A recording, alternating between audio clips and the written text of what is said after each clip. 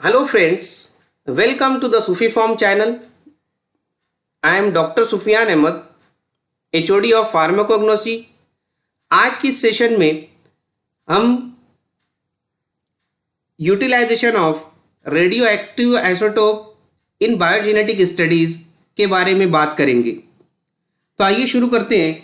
इसमें हम सबसे पहले बात करेंगे कि रेडियो एक्टिव आइसोटोप किसे कहते हैं, बायोजेनेटिक स्टडीज क्या होती है। तो ये टॉपिक शुरू करने से पहले इन सभी इंपॉर्टेंट टर्म को जानना बहुत ज़रूरी है ताकि आपको आसानी से समझ आ सके। सबसे पहले डिस्कस करेंगे कि बायोजेनेटिक स्टडीज क्या होती है। इसके पहले के लेक्चर में हमने आपको बताया था कि बायोसिंथेटिक पाथवे क्या होता है। तो प्लांट के अंदर डिफरेंट लिविंग ऑर्गेनिज्म के अंदर डिफरेंट टाइप्स के मेटाबॉलिक पाथवे होते हैं और इनमें डिफरेंट टाइप्स के केमिकल रिएक्शन होते हैं और उसी डिफरेंट बायोकेमिकल रिएक्शन और प्रोसेस से different types of primary metabolites की सिंथेसिस होती है और इसी प्राइमरी मेटाबोलाइट्स से सेकेंडरी मेटाबोलाइट्स की सिंथेसिस होती है। तो ये जो प्राइमरी और सेकेंडरी मेटाबोलाइट्स की सिंथेसिस होती है तो उसी बायोजेनेटिक स्टडीज को हम बायोजेनेटिक स्टडी कहते हैं। नाउ सी इसके पहले के सेशन में हमने देखा था कि इसमें जो सिक्किमिक एसिड, मेवलोनिक एसिड और एसीटेट पाथवे और अमाइनो एसिड पाथवे है, इनका स्टार्टिंग मटेरियल जैसे कि एग्जाम्पल के तौर पे फॉस्फोइनोल पायरुवेट एंड इरिथ्रोस 4-फॉस्फेट, इससे डिफरेंट इंटरमीडिएट बनते हैं और फिर सिक्किमिक एसिड बनता है और इससे 3 इंपॉर्टेंट अमीनो एसिड बनते हैं जो कि फेनिल एलानिन, टायरोसिन, ट्रिप्टोफेन है। तो हम को ये कैसे पता चलता है कि कौन कौन से इंटरमीडिएट बन रहे हैं और कौन कौन से स्टेप्स फॉलो होती है। इसकी स्टडी को बायोजेनेटिक स्टडीज कहते हैं। Now see the definitions. Biosynthesis, formation of chemical compound by the living organism, and biogenesis, the production or generation of the living organism from other living organism. Primary metabolites, the primary metabolites required for the growth and normal physiological activity. Example, carbohydrate, fatty acid, amino acid, nucleic acid. जैसा कि secondary metabolites की example हो गई तो reserpine. Secondary metabolites क्या होते हैं? It is a biosynthetically derived from the primary metabolites, मतलब वो जो है प्राइमरी से ही सेकेंडरी मेटाबोलाइट्स क्या है वो बनते हैं। They represent the chemical adaptation to environmental stress और एक्ट एज डिफेंसिव और protective against the microorganism, insect and higher behaviour. Example, alkaloid, glycoside, resin, tannins. जैसे कि सेकेंडरी मेटाबोलाइट्स की एग्जांपल हो गई रिजरपाइन। किससे सिंथेसिस होता है? ये राउल्फिया से सिंथेसिस होता है।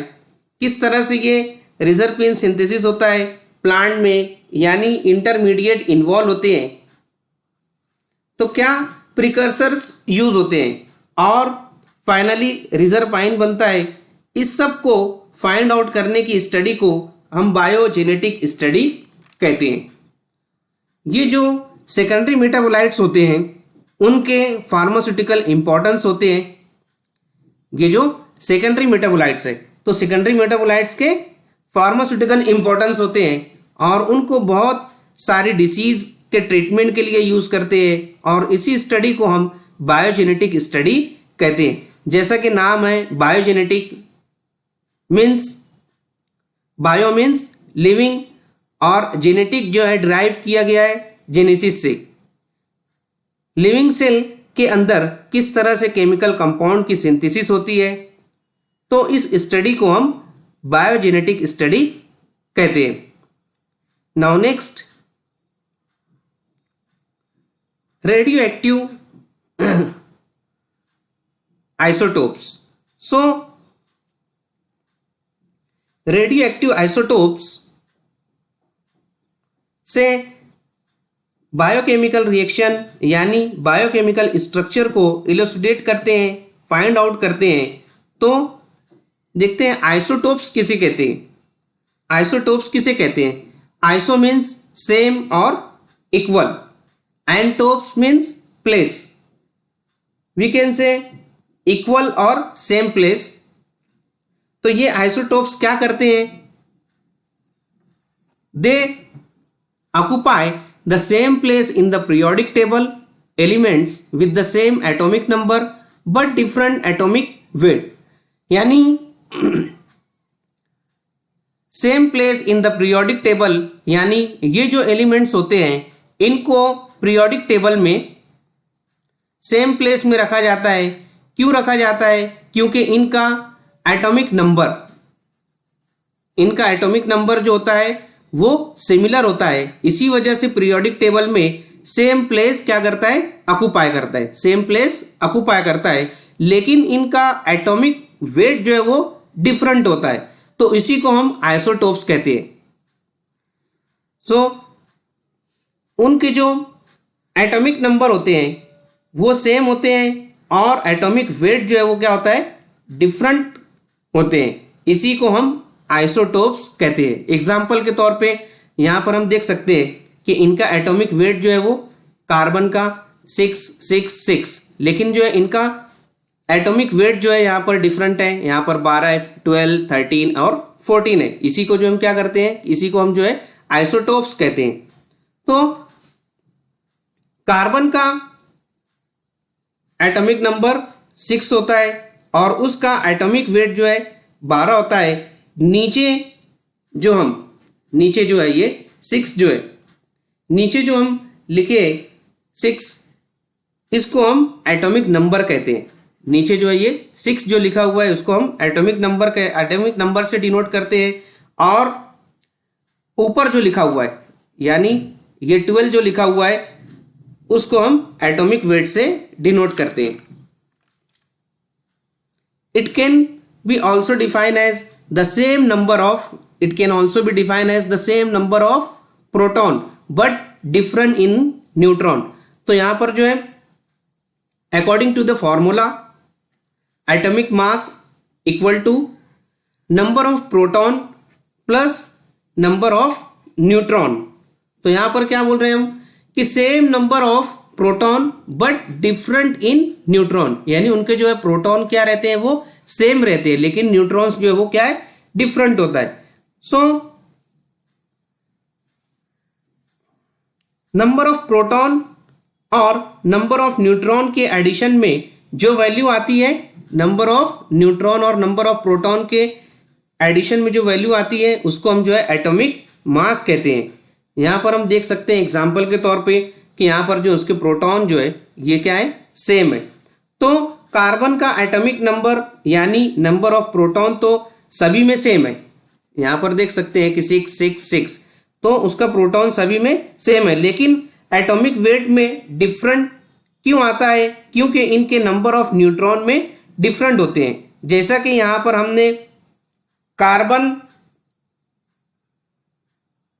12 आइसोटोप्स के बारे में बात करें तो कार्बन 12 आइसोटोप का जो एटॉमिक वेट है, जो कि एटॉमिक वेट है वो होता है 12। इसमें प्रोटॉन कितना है?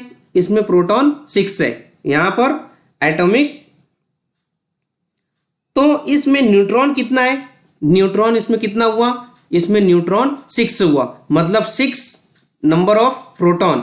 6 कितना हुआ? 6 प्लस 6, तो ये आपकी वैल्यू आ जाएंगी कितनी? एटॉमिक मास की। यानी according to the formula. Now the second example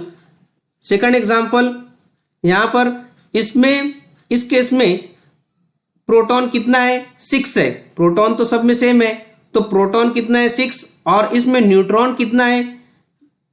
neutron इसमें 7 हुआ। तो 7 प्लस 6 यानी according to the formula 6 plus 7 ये हो गया आपकी वैल्यू कितनी आ गई यहां पर 13 आ जाएगी. That is your atomic mass. Okay. So the next example, atomic number equal to that is the number of proton. So इसमें हाइड्रोजन की एग्जांपल है. यहां पर हाइड्रोजन का एटॉमिक नंबर यानी नंबर ऑफ प्रोटॉन तो सभी में क्या है, सेम है. नंबर ऑफ प्रोटॉन जो है इसमें सब में सेम है. नीचे जो लिखा हुआ है वो सब क्या है, नंबर ऑफ प्रोटॉन. यहां पर हमने लिखा है 1p 1p 1p, मतलब ये जो है एटॉमिक नंबर जो है और नंबर ऑफ प्रोटॉन जो उसमें कितना है 1 है, सभी में सेम है. बट उनके एटॉमिक वेट में डिफरेंस है. जैसे कि यहां पर हमने लिखा है कि एटॉमिक वेट यहां पर हम देख सकते हैं कि इसका एटॉमिक वेट कितना है यहां पर 2 और नंबर ऑफ प्रोटॉन कितने यहां पर 1. के केस में हाइड्रोजन 2 का आइसोटोप जो एटॉमिक वेट है वो 2, इस प्रोटॉन का कितना है 1. तो यहां पर इसमें न्यूट्रॉन कितना हुआ, इसमें न्यूट्रॉन 1 हुआ अकॉर्डिंग टू दी फॉर्मूला. यहां पर यानी यहां पर जो है नंबर ऑफ प्रोटॉन कितने हैं यहां पर 1 हो गया. तो इसका एटॉमिक वेट कितना होगा 3. तो इसमें नंबर ऑफ न्यूट्रॉन कितने होंगे 2. कैसे कि यहां पर जो है according to the formula 1 plus 2 कितना हो गया, यहां पर नंबर ऑफ प्रोटॉन 1 और नंबर ऑफ न्यूट्रॉन 2 हुए, उसको मिलाकर आपका एटॉमिक मास बना. तो इस तरीके से जो है यहां पर एग्जांपल दी हुई है हाइड्रोजन आइसोटोप्स की, हाइड्रोजन, ड्यूटेरियम एंड ट्राइटियम. तो ये हो गया आइसोटोप्स के बारे में. Now see types of isotopes. There are the 2 different types, radioactive isotope और इसी को हम जो बोलते हैं radio isotopes. Second stable isotopes. Now see first radioactive isotopes. तो रेडियोएक्टिव आइसोटोप क्या होता है, radio means radiation and isotopes. So the radioactive ऐसे एलिमेंट्स जो रेडिएशन को क्या करते हैं, इमिट करते हैं. ये जिससे रेडिएशन इमिट होता है ऐसे आइसोटोप्स को हम क्या कहते हैं, रेडियो आइसोटोप्स कहा जाता है. ये रेडियो एक्टिव आइसोटोप्स जो होते हैं वो अनस्टेबल होते हैं. कैसे होते हैं, वो अनस्टेबल होते हैं. मतलब ये जो रेडियो एक्टिव आइसोटोप होते हैं यानी जो रेडियो एटम्स होते हैं वो रेडिएशन इमिट करते हैं, वो अनस्टेबल होते हैं. वो अनस्टेबल होते हैं. अनस्टेबल क्यों होते हैं, क्योंकि वो रेडिएशन इमिट करते हैं, क्योंकि वो रेडिएशन को क्या करते हैं, इमिट करते हैं. तो ये जो रेडियो एक्टिव है इसके अंदर जो न्यूक्लियस होता है, इसके अंदर क्या होता है, न्यूक्लियस होता है और उसके अंदर न्यूट्रॉन होते हैं. तो जो के प्रोटॉन होते हैं उनका कॉम्बिनेशन होता है, यानी न्यूट्रॉन और प्रोटॉन का कॉम्बिनेशन होता है. तो वो अनस्टेबल होता है. मतलब कि ये जो रेडियो एक्टिव के अंदर जो एटम्स होते हैं इस न्यूक्लियस में एक्सेस एनर्जी प्रेजेंट होती है और इसी एक्सेस एनर्जी प्रेजेंट होने की वजह से ये रेडियो एक्टिव एटम्स क्या होते हैं, ये अनस्टेबल होते हैं. एक्सेस ऑफ एनर्जी प्रेजेंट रहने की वजह से क्या रहते हैं, वो अनस्टेबल रहते हैं. और इसके लिए जो क्या करते हैं, वो ये एक्सेस एनर्जी को इमिट करते हैं. एक्सेस जो एनर्जी रहती है उसको क्या करते हैं, वो इमिट करते हैं यानी रिलीज करते हैं in the form of radiation. Radiation के फॉर्म में क्या करते हैं, वो एनर्जी को रिलीज करते हैं ताकि ये रेडियो एक्टिव एटम्स अनस्टेबल जो एटम्स हैं ये क्या होंगे, ये स्टेबल हो सके. और ये स्टेबल होने के लिए क्या करते हैं, एक्सेस एनर्जी को इमिट करते हैं, एक्सेस एनर्जी को इमिट करते हैं. इसी वजह से इसको हम रेडियो एक्टिव आइसोटोप्स बोलते हैं. So you can see here the isotopes which emit which emit the radiation are called radioisotopes and decay with the emission of radiation alpha, beta, gamma radiation. Example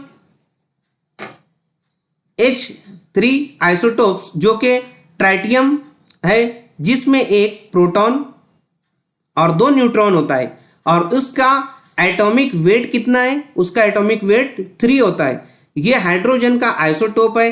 tritium ये जो unstable isotope होता है वो radio active isotope होता है of the hydrogen, क्योंकि ये radiation को क्या करता है, इमिट करता है। ये रेडिएशन को इमिट करता है। सेकंड एग्जांपल कार्बन का, यहां पर सेकंड एग्जांपल हम देख सकते हैं कि कार्बन का जो आइसोटोप है जो कि रेडियो एक्टिव आइसोटोप कहलाता है, वो कितना है, C14। और ये जो C14 है, यही जो रेडिएशन इमिट करता है, क्योंकि ये अनस्टेबल होता है और ये स्टेबल होने के लिए कंटिन्यूअस रेडिएशन क्या करता है, इमिट करता है। और हाइड्रोजन जो वो बीटा रेडिएशन को इमिट करता है, यानी उनके पार्टिकल्स, बीटा पार्टिकल्स होते हैं। और इसी तरह से आयोडीन की एग्जांपल हो गई कि आयोडीन में 131 जो है वो गामा रेडिएशन को इमिट करता है। और इस आइसोटोप्स को डिसीज की डायग्नोसिस के लिए और बायोजेनेटिक स्टडीज के लिए यूज किया जाता है।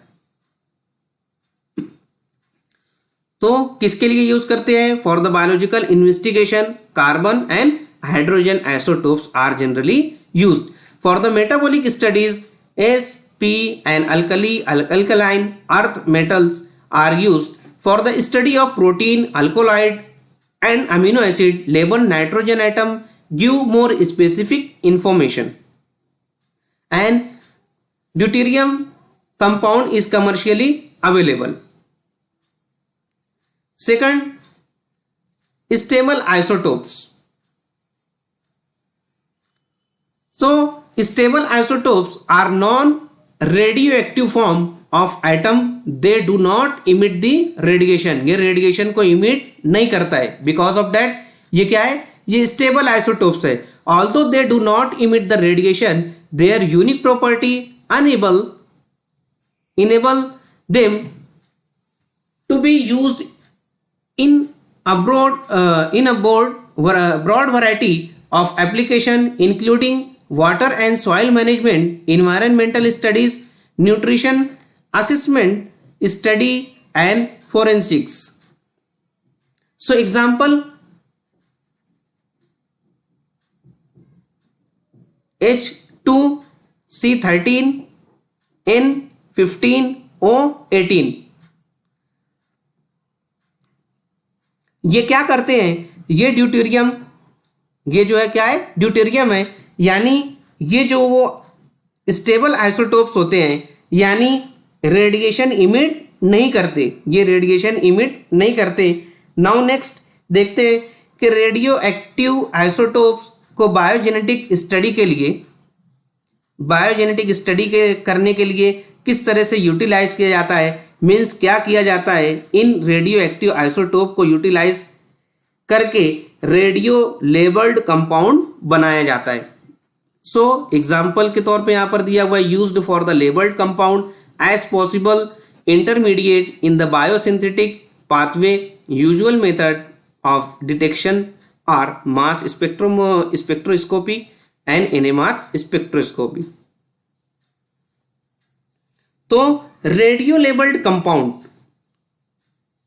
उसी को हम रेडियो लेबल्ड ट्रेसर्स भी कहते हैं, और इसी से हम डिफरेंट बायोजेनेटिक स्टडीज करते हैं। तो ये रेडियो एक्टिव लेबल्ड कंपाउंड जो है क्या होते हैं, तो ये रेडियो एक्टिव ट्रेसर्स और रेडियो एक्टिव कंपाउंड। क्या होता है ट्रेसर्स? यानी जब हम किसी केमिकल कंपाउंड को, ट्रेसर्स मीन्स जब हम किसी केमिकल कंपाउंड को फाइंड आउट करने के लिए जब केमिकल सब्सटेंस को यूज किया जाता है तो इसी को हम ट्रेसर्स कहते हैं। तो radio tracers means radio active labelled compound, यानी इस कंपाउंड में रेडियो एक्टिव लेबल्ड में कोई स्पेसिफिक केमिकल कंपाउंड लिया जाता है और इस कंपाउंड को एक या एक से ज्यादा एटम्स को क्या किया जाता है, उसको रिप्लेस किया जाता है। किससे? रेडियो एक्टिव आइसोटोप से। तो जब इस रेडियो एक्टिव आइसोटोप से रिप्लेस करते हैं तो फिर वो कंपाउंड क्या कहलाता है? रेडियो लेबल्ड कंपाउंड कहलाता है। इसी को यूज करते हैं to find out the chemical compound.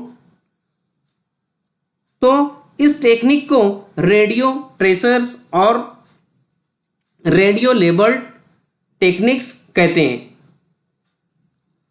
So radio techniques, radio label when one or more items of the chemical compound क्या करते हैं, उसको रिप्लेस करते हैं by the radio isotopes used for the study of biosynthetic pathway is known as radio tracers. And radio tracers जो technique use होती है, the technique which utilise the radioactive labelled compound to find out और to trace the various precursors and intermediate involved at the different stages of the biosynthetic pathway at given rate and time.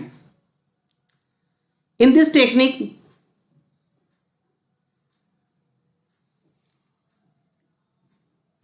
इस technique में, in this technique, the different isotopes are mainly radioactive isotopes which are incorporated into the pre-assumed precursors of plant metabolites and used as marker in biogenic study. So इस technique में क्या किया जाता है, pre-assumed precursors जो होता है, यानी जो भी बायोसिंथेटिक पाथवे की स्टडी करनी है तो प्री अज्यूम्ड प्रिकसर को एक या एक से ज्यादा एटम्स को क्या करते हैं, रिप्लेस करके रेडियो एक्टिव आइसोटोप्स को क्या करते हैं, ऐड करते हैं, ऐड कर दिया जाता है और फिर वो कंपाउंड या प्रिकसर्स क्या कहलाएगा, वो कहलाएगा रेडियो एक्टिव प्रिकसर्स। और इसके बाद उसको इंट्रोड्यूस कर दिया जाता है और रेडियो लेबल्ड कंपाउंड जिसको हमने इंट्रोड्यूस किए हैं for the study of biosynthetic pathway, तो वो क्या होगा, तो वो रेडियो एक्टिव लेबल्ड कंपाउंड जो है वो बायोसिंथेटिक पाथवे में इन्वॉल्व होगा।